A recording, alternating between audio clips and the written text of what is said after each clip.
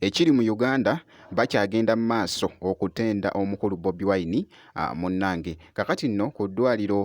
eriri mu kuzimbibwa munnange ate e Kasangati bye ngenda okubeera nga nkutuusaako maaso awo nga n'omuyimbi munnange ate Pallaso naye avuddeyo munnange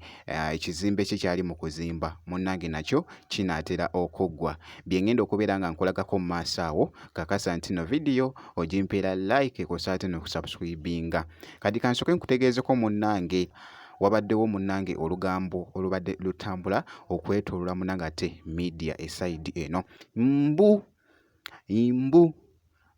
nti ekizimbe nga bw'okirengera muganda wange nga bw'ogezaako okwekkaanya bibadde munnange wali biri mu kutambula ku mikutu egy'enjawulo nga omukulu Bobi Wine bw'ali mu kuzimba munnange eddwaliro eri bannayuganda naye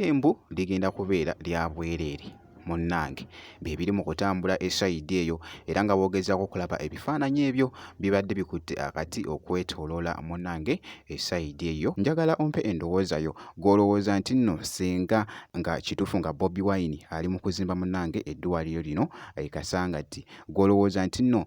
libeere lya bwereere eri abantu oba lyandibadde lya ssente muganda wange kuba okusinziira nti abakozi kw'ossa n'ebintu ebirala munnange ebyetaagisa gw'olowooza nti nno lyandibadde lya bwereere eri abantu oba munnange libeere nga lyakusasula akasente akatonotono naye nga munnange wano nfuddeyoko nensobola okubeera nga mbikutegeezaako munnange naye nga bibadde biri mu kutredinga esayidi eyo naye nga byambu munnange esayidi eyo nja kubeera nga nkuwa update yonna ate nga nnyongedde munnange ate okunoonyereza esayidi eyo ddala kituufu naye nga munnange ate byebyo ebiri mu kutambula omukulu Bobi Wine ku ddwaliro eryo lyali mu kuzimba e Kasangati esayidi eyo kakati nno katugende mu maaso wali omwana mulenzi munnange Pallaso era nga naye ekizimbe kye kinaatera okuggwa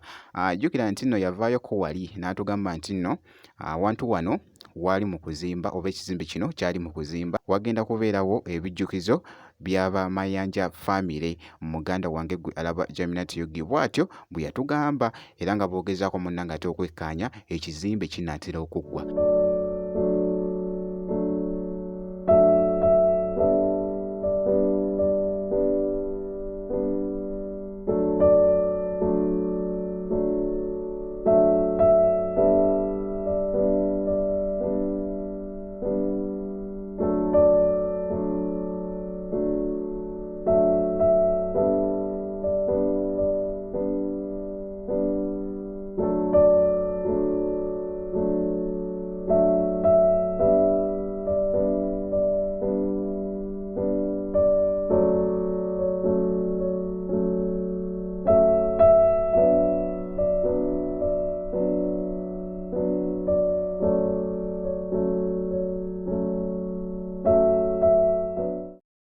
Tomanya oba maaso eyo anaaba ne pulaani ye munnange endala naye nga byebyo ebitambula ku mwana mulenzi munnange ate Pallaso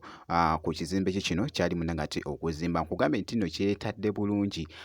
kiri mu kifo munnange ate ekigazi era nga bw'ogezaako okulaba kuliko luumu mpitirivu nnyo nga bw'ogezaako munnange ate okwekkaanya era ng'abaddewo kaawo n'abaana ba muganda we munnange ate AK47 abaana ndowooza obalengera munnange ate mu katambi abadde nabo nga bazze munnange nabo okulaba ku nnyumba eno wali mwana mulenzi munnange ate Pallaso gy'ali mu kuzimba ekizimbe kyali mu kuzimba munnange ate esayidi eyo kakasa nti osubscribinga kw'ossa ate n'okulayikinga vidiyo ngenda kubeera nga nkomawoko mu maaso awo n'ebirala.